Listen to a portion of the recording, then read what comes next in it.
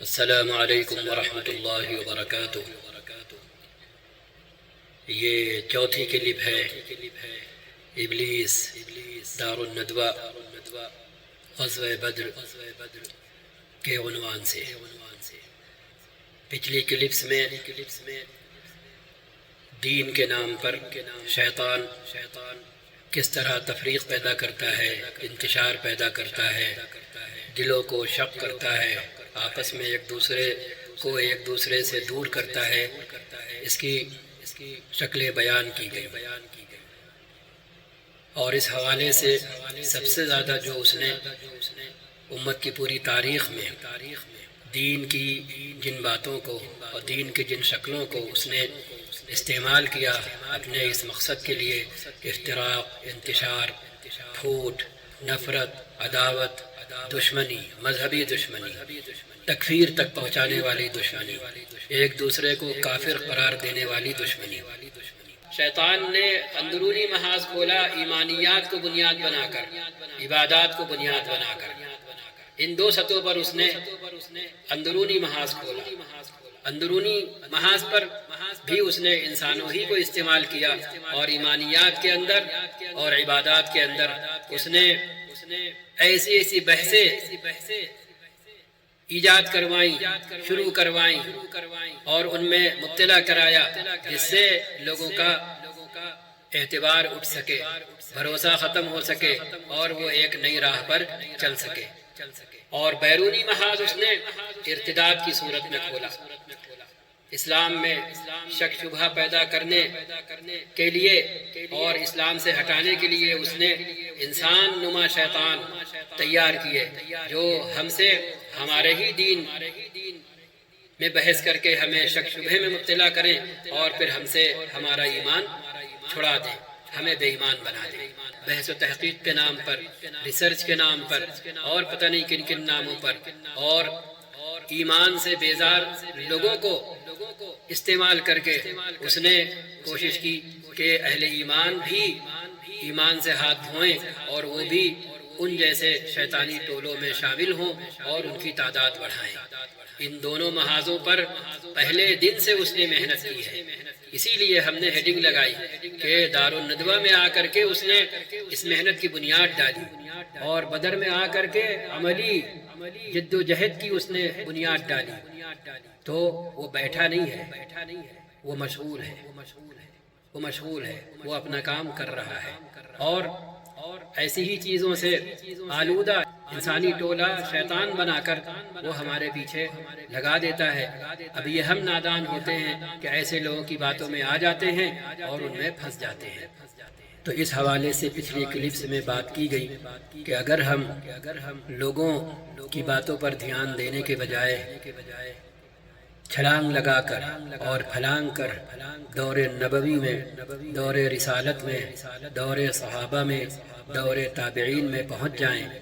جن کے بارے میں نبی کریم صلی اللہ علیہ وسلم کی طرف سے گارنٹی ہے، خیر القرون قرنی ثم الذین یلونہم ثم الذین یلونہم۔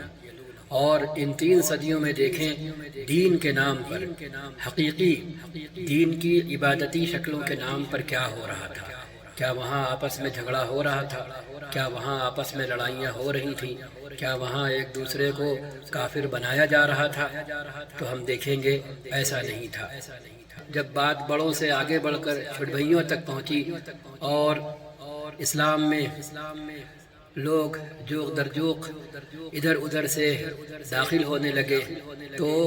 ادخلوا فی السلم کافۃ نہیں ہوتا ہے۔ اسی لیے اللہ تعالیٰ کو اس وقت بھی کہنا پڑا تھا، یا ایھا الذین آمنوا ادخلوا فی السلم کافۃ، اے ایمان لانے والوں، اے ایمان لانے کی بات کرنے والوں، اسلام کے اندر پورے داخل ہو۔ اور پورا داخل ہونا جسمانی اعتبار سے بھی، اور اس سے پہلے ذہنی اعتبار سے، فکری اعتبار سے، سوچ کے اعتبار سے، احساسات کے اعتبار سے، جذبات کے اعتبار سے۔ اگر ظاہری سطح پر، جسمانی سطح پر بظاہر آدمی داخل بھی ہو جائے پورا جیسے کہ ہوتا ہے، اور جو چیٹرز ہوتے ہیں، لوگوں کو بیوقوف بنانا چاہتے ہیں، تو وہ جسمانی ہی سطح سے اپنے آپ کو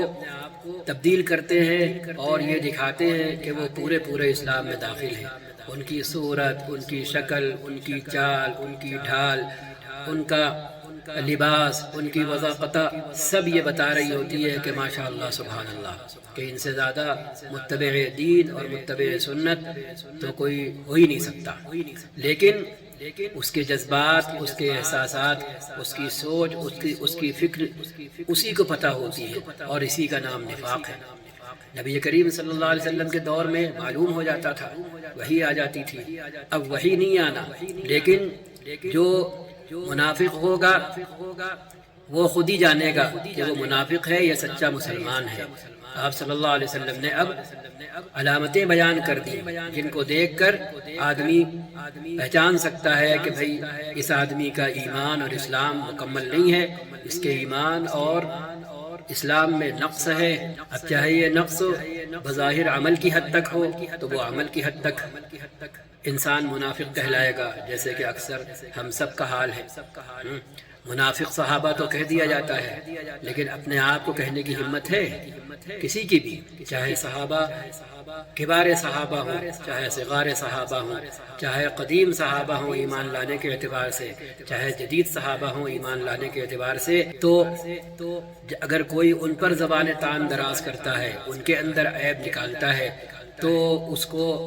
اپنی ذات کو بھی تو دنیا کے سامنے رکھنا چاہیے۔ تو انگلی اٹھانے والے صحابہ پر تو انگلی اٹھا دیتے ہیں، لیکن کیا ان کے اندر یہ ہمت ہے یا ہوتی ہے کہ وہ اپنا اخلاق، اپنا کردار، اپنی 24 گھنٹے کی زندگی بھی دنیا کے سامنے پیش کریں، اپنے معاملات بھی پیش کریں لوگوں کے ساتھ، تو پھر پتہ چلے کہ ان کے اندر کتنی کمیاں ہیں، ان کا اسلام کتنا ناقص ہے۔ لیکن ایسا نہیں ہوتا، ہم سب یہ نہیں کرتے،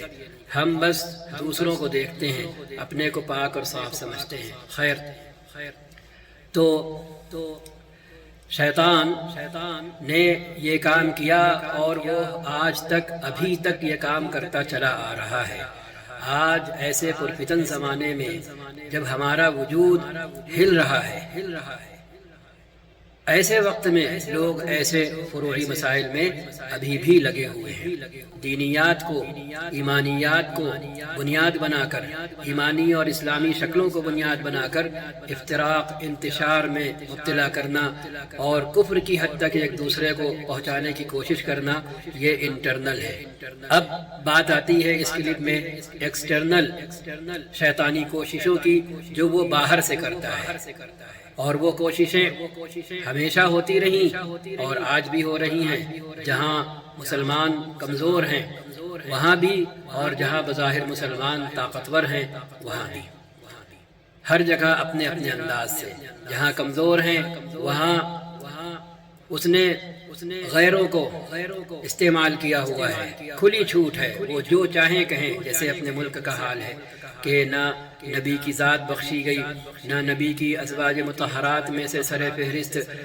زوجہ بخشی گئی، نہ قرآن بخشا گیا، نہ حدیثیں بخشی گئیں، اور جھوٹے دجال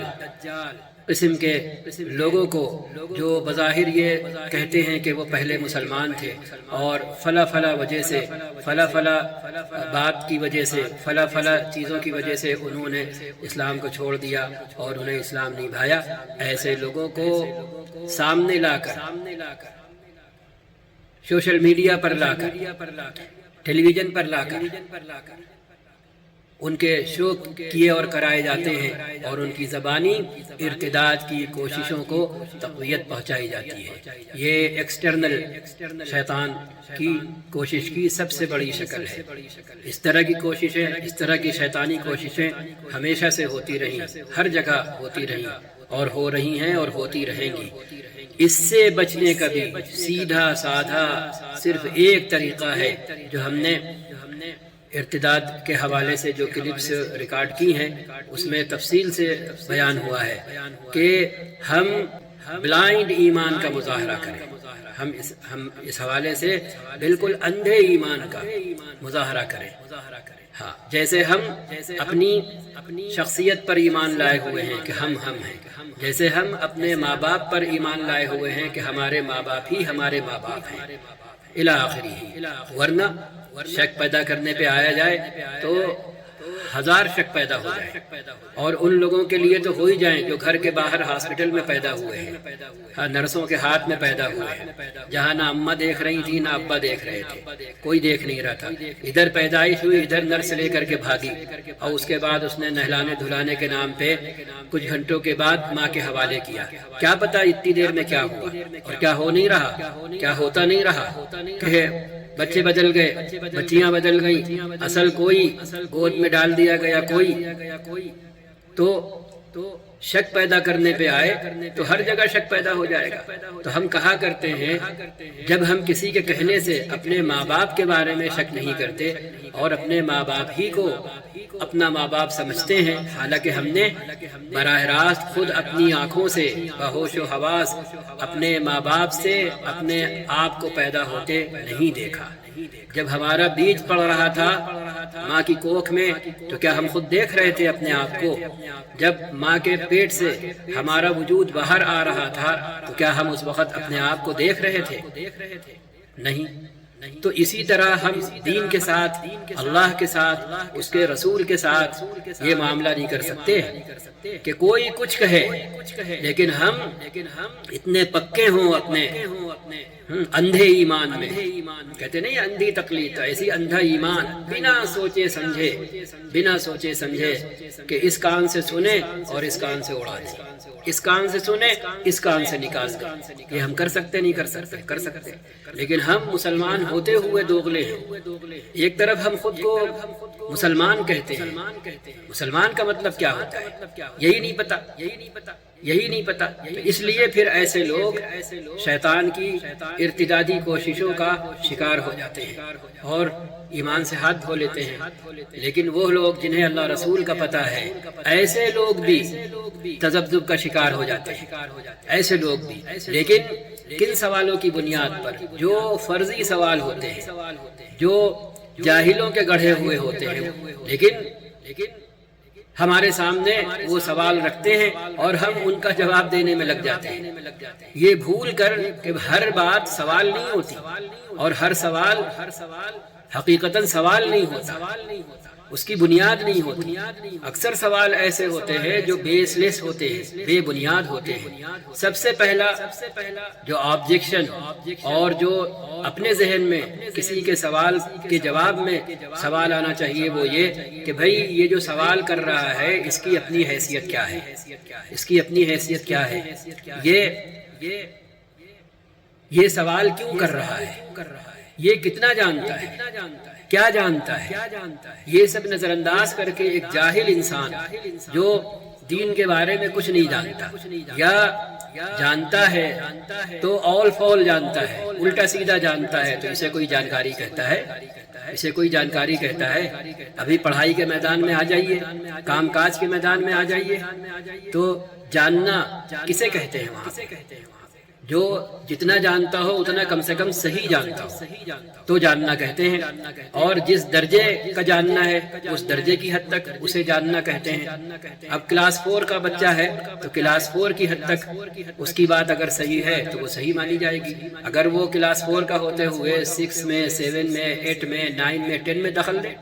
لیول 4 کا اسٹوڈنٹ ہے اور وہ بات کر رہا ہے کلاس 10 کے بارے میں، ہاں سیکنڈری کلاسز کے بارے میں، سینئر سیکنڈری کلاسز کے بارے میں، تو اس کی بات پہ لوگ ہنستے ہیں یا اس کی بات پہ غور و فکر کرنے بیٹھ جاتے ہیں؟ بتائیں کیا ہوتا ہے؟ اب میتھ ہے، موٹی سی ایک مثال، میتھ ہے، سائنس ہے، کلاس 4 کا لڑکا وہ سینئر سیکنڈری اور سیکنڈری کی میتھ اور سائنس پر تبصرہ کر سکتا ہے، اگر کرے بھی تو دنیا اسے قبول کرے گی یا اس پر ہنسے گی؟ تو یہ لیول دیکھے بنا کہ جو اسکرین پر آ کر بیٹھا ہے اس کی حالت کیا ہے، ہم کہتے ہیں سب سے پہلا سوال یہ ہے جو ایک چیز کا منکر ہے وہ دوسرے سے کیسے کہہ سکتا ہے کہ ثابت کرو؟ جو منکر ہے وہ دوسرے سے کیسے کہہ سکتا ہے ثابت کرو؟ بھائی ایک آدمی اپنی ماں کو، اپنے باپ کو باپ مانتا ہی نہیں ہے، اور مزید ہے نہیں ہم نہیں مانیں گے، ہاں یہ ہمارے ماں باپ ہیں ہی نہیں، ہم مانتے ہی نہیں، اب تم منوا لو ہمیں، کوئی منوا سکتا ہے بھائی؟ وہ گنجائش تو چھوڑے ہے، اور گنجائش کیا ہوتی ہے کہ وہ کنفیوز ہے کہ یار لوگوں نے اتنا کہا سنا ہے کہ میرے دل میں شک پیدا ہو گیا ہے، ہم کنفیوز ہو گئے ہیں۔ تو کنفیوز جو ہوتا ہے تو وہ سچ کو پا لیتا ہے، لیکن جو سرے سے ڈینائی کرے، ہم مانتے ہی نہیں کہ اس دنیا کا کوئی خالق ہے، ہم مانتے ہی نہیں پرافٹ بھی کوئی ہوتا ہے، ہم مانتے ہی نہیں قرآن اللہ کی کتاب ہے، ہم مانتے ہی نہیں محمد رسول اللہ صلی اللہ علیہ وسلم اللہ کے پرافٹ ہیں، میسنجر ہیں، اب آؤ ہمیں سمجھا لو، ہمیں منوا لو۔ کوئی منوا پائے گا؟ کوئی نہیں منوا پائے گا۔ تو پہلے یہ تو دیکھیں کہ وہ بیٹھا کس لیے ہے۔ جب وہ اسی چیز کو چھوڑ کر انکار کر کے بیٹھا ہے تو اسے یہ حق ہے کہ وہ اسی پر بات کرے، اسے یہ حق ہی نہیں ہے۔ اب جو لوگ اس کا جواب دینے بیٹھتے ہیں ان سے زیادہ نادان نہیں ہوتا کوئی، ان سے زیادہ۔ اسی لیے لوگ منہ کی کھاتے ہیں، اسی لیے جا کر کے لوگ منہ کی کھاتے ہیں، جبکہ ہونا کیا چاہیے کہ بھائی اسی سے الٹا پوچھے کہ یہ بتاؤ تم جو سوال کر رہے ہو تو کس لیے کر رہے ہو؟ کنفیوز ہو، سمجھنے کے لیے کر رہے ہو؟ اب وہ کہے کہ ہاں، تو یہ ہاں کہنا خود ہی اسے غلط کر دے گا، کیونکہ وہ تو دین کو چھوڑ کے آیا ہے۔ وہ کنفیوز کہاں ہے؟ کوئی کنفیوز ہوتا ہے کسی ایڈریس میں، کوئی کنفیوز ہوتا ہے کسی کے بارے میں، کوئی کنفیوز ہوتا ہے کسی سبجیکٹ میں، کوئی کنفیوز ہوتا ہے کسی کی بات میں، تو وہ اسے لات مار کے بھاگ جاتا ہے یا اس کنفیوژن کو دور کرنے کی کوشش کرتا ہے۔ کیا ہوتا ہے؟ تو پہلا سوال یہ ایسے بندے سے بنتا ہے کہ بھائی آپ یہ بتائیں کہ آپ جو ہم سے پوچھ رہے ہیں کہ ثابت کرو تو ہم مان لیں گے، تو آپ کو یہ حق ہے پوچھنے کا؟ آپ تو چھوڑ آئے ہیں، ہاں آپ تو مرتد ہو گئے ہیں، آپ جس چیز کو ڈینائی کر چکے، چھوڑ چکے، اس کے بارے میں آپ ہم سے کیسے کہہ سکتے ہیں، کیسے پوچھ سکتے ہیں ثابت کرو؟ ہاں ایک وہ بندہ جو لا علم ہے، جس کو حقیقت کا پتہ نہیں ہے، اسے خبر ہی نہیں ہے، جیسے چھوٹی عمر کا اسٹوڈنٹ ہو تو، بڑی عمر کا اسٹوڈنٹ ہو تو، وہ اگر پڑھنے چل رہا ہے تو وہ جو بھی پوچھے اسے بتایا جائے گا۔ کیوں؟ اس لیے کہ اس کی اسکرین بالکل صاف ہے، اس پر ابھی کچھ لکھا ہوا نہیں ہے، کچھ بھی لکھا ہوا نہیں ہے، ہاں اسے پتہ ہی نہیں ہے۔ اب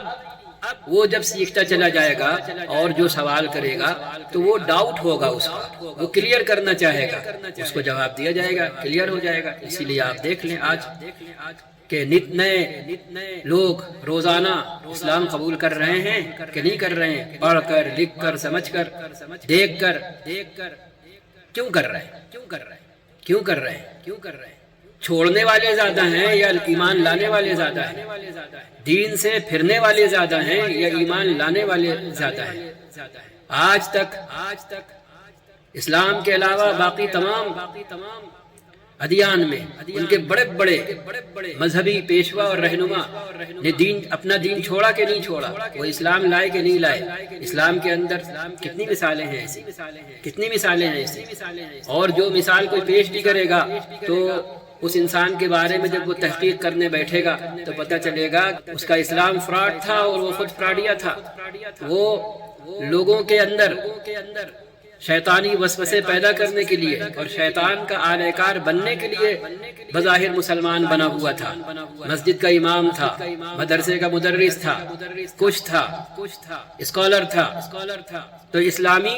لباس پہنے ہوئے تھا، اسلامی لبادہ اوڑھے ہوئے تھا، صرف مسلمانوں کو گمراہ کرنے کے لیے، ان کے اندر طرح طرح کے فتنے فکری جنم دینے کے لیے، جس کے بعد وہ عملی صورت اختیار کرے اور پھر مسلمانوں کا ہاتھ ایک دوسرے کی گردن پر ہو۔ اس لیے ورنہ کوئی ایک مثال پیش کرے کہ اسلام کے اندر، مسلمانوں کے اندر جو اہل علم ہوئے ہیں جنہیں علماء کہا جاتا ہے، بڑے بڑے ایک سے ایک کوئی پیش کرے کہ یہ دیکھیے فلا فلا فلا فلا جو ہے وہ، تو جب آپ پیچھے دیکھیں گے تو پتہ چلے گا کہ یہ آیا ہی تھا اسی کاز کے لیے، یہ شیطان کا آلہ کار بن کر آیا تھا، شیطان نے اس کو بھیجا تھا، وہ چاہے انسانی شیطان ہو اور وہ چاہے